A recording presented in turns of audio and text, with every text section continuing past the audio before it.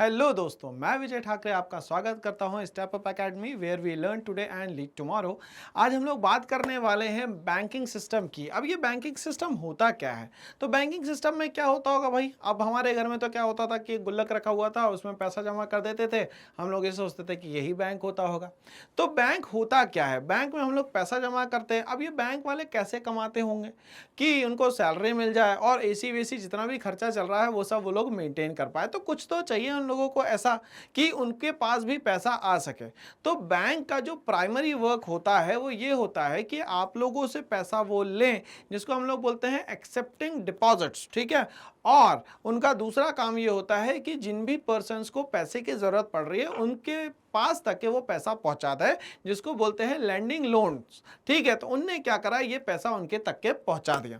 तो बैंक का प्राइमरी काम तो ये हो गया।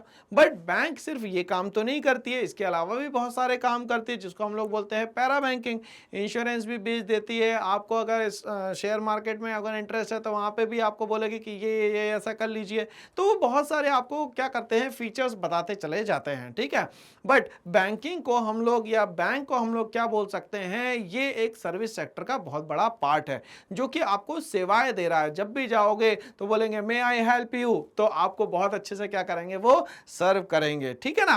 तो यहां पे हम लोगों को बैंक थोड़ा बहुत समझ में आ गया, मगर बैंक को एक कमर्शियल बैंक कहा जाता है। क्यों? क्योंकि हमें पता है बाप बड़ा ना भैया, सबसे बड़ा रुपया। मतलब सबसे इंपॉर्टेंट क्या है भैया, मनी मनी मनी। तो हमें ध्यान क्या रखना है कि बैंक का मेन काम क्या होता है, वो आपके लिए जो भी काम करेगी वो पैसे के बिना नहीं करने वाली। मतलब आप वहां जाके सोचोगे कि हम बढ़िया, गर्मी लग रही है और वहां पे बढ़िया एसी की हवा में बैठ जाए, तो गार्ड पूछ लेगा भैया यहाँ कैसे बैठे हो, किससे काम है। तो ये सारी की सारी चीजें जो है ये बैंक हमारे यहाँ करता है। बट बैंक को संभालने के लिए या बैंक को गाइड करने के लिए जो बॉडी होती है उसको हम लोग बोलते हैं रिजर्व बैंक ऑफ इंडिया। अब ये रिजर्व बैंक ऑफ इंडिया क्या होती है? तो ये एक एपेक्स बॉडी होती है या सुप्रीम बॉडी होती है जो कि जितना भी बैंकिंग सिस्टम है उसको क्या करती है, कंट्रोल करने का काम करती है। अब जो आरबीआई है उसमें सबसे एपेक्स जो सीट है, सबसे टॉप जो सीट है उस पर कौन बैठा हुआ है?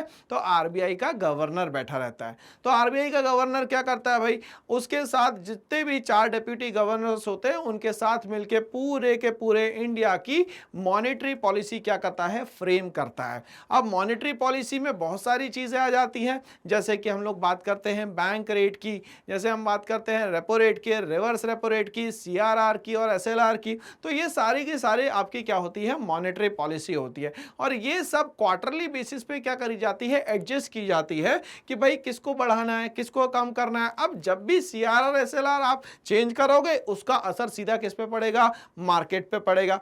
इसी तरीके से बैंक रेट में कुछ चेंजेस करोगे तो इसका भी असर किस पे पड़ेगा, मार्केट रेट पे पड़ेगा। Repo rate, reverse repo rate change होंगे तो इंटरनल कुछ बैंकिंग सिस्टम में चेंजेस होने वाले होंगे, वो आपको दिखने लगेंगे यहाँ पे। तो आरबीआई का जो गवर्नर है उसके ऊपर बहुत ज्यादा प्रेशर होता है। क्यों? क्योंकि आरबीआई जो होता है अपने आप में एक बैंक होता है। किसके लिए? रिजर्व बैंक ऑफ इंडिया जो है वो किसके लिए बैंक होता है, गवर्नमेंट ऑफ इंडिया के लिए। तो उसको गवर्नमेंट ऑफ इंडिया से भी क्या करना है, साठगांठ करके रखनी है। सारे सिस्टम को क्या करना है, उसको मैनेज यहाँ पे करना है। तो आज हम लोग एक बैंकिंग चैप्टर है क्लास 12th में मैक्रो इकोनॉमिक्स में, उसके कुछ टर्म पे हम लोग डिस्कस करने वाले हैं, जो कि होता है बैंक रेट और दूसरा होता है बेस रेट। तो ये बैंक रेट क्या होता है? बैंक रेट का मतलब होता है कि जब भी आरबीआई बैंकों को, जिसको हम लोग बोलते हैं कमर्शियल बैंक, पैसा इस्तेमाल करने के लिए देता है उसको हम लोग बोलते हैं यहाँ पे बैंक रेट।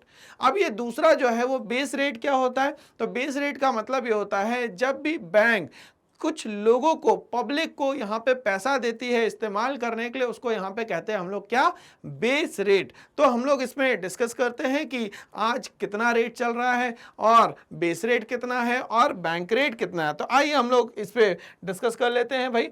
तो अभी ये बोल रहा है कि जो बैंक रेट है लगभग ये चल रहा है 6.15%। पैरेलली अगर हम लोग बात करें तो ये जो बेस रेट है वो कितना है भाई, 7.25% से लेके 8.80 परसेंट। तो ये आरबीआई ने डिसाइड करके रखा है कि भाई इतने ही रेट पे आपको पैसा मिलेगा या आप पैसा दे सकते हो। तो हम लोग समझते हैं कि बैंक रेट क्या होता है, लिखना क्या है हमें एग्जाम में, 1 मार्क्स में क्वेश्चन भी आ सकता है।